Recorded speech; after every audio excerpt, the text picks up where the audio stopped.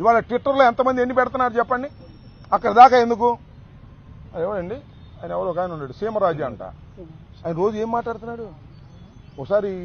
మీరు ఒకసారి యూట్యూబ్లో కూర్చోండి, సీమరాజా అని ఎంత భయంకరంగా మాట్లాడుతున్నాడు. ఆయన సీమరాజా కాదు, లోకేష్ రాజా. లోకేష్ రాజా రోబో. లోకేష్ రాజా సృష్టించినటువంటి వ్యక్తి సీమరాజు. ఆ సీమరాజు మీద నేను కంప్లైంట్ కూడా ఇచ్చా. బ్రాడీపేటగా పట్టాపురంలో కేసు రిజిస్టర్ చేయలే. మళ్ళా పెడతా, మళ్ళా చూస్తా. ఇంకో ఆయన ఎవరు ఉన్నాయండి, కిరక్ కార్పి అంట. అతనేం మాట్లాడుతున్నాడు చూశారుగా టీవీల్లో, ఎంత దారుణంగా మాట్లాడుతున్నారో. ఇవన్నీ కాకుండా తెలుగు దేశం పార్టీ యాక్టివిస్టులని ముఖానికి జగన్మోహన్ రెడ్డి గారి మాస్క్ వేసుకుంటాడు ఒక ఆయన.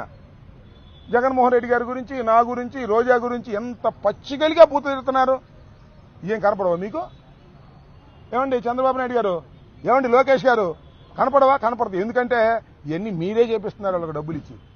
జగన్మోహన్ రెడ్డి గారి మీద కిరాక్ ఆర్పి, సీమరాజా అందరిని సృష్టించి మీడియాలో చేస్తున్నారు. ఎంత దారుణం అండి ఇది చాలా దారుణమైనటువంటి అంశం.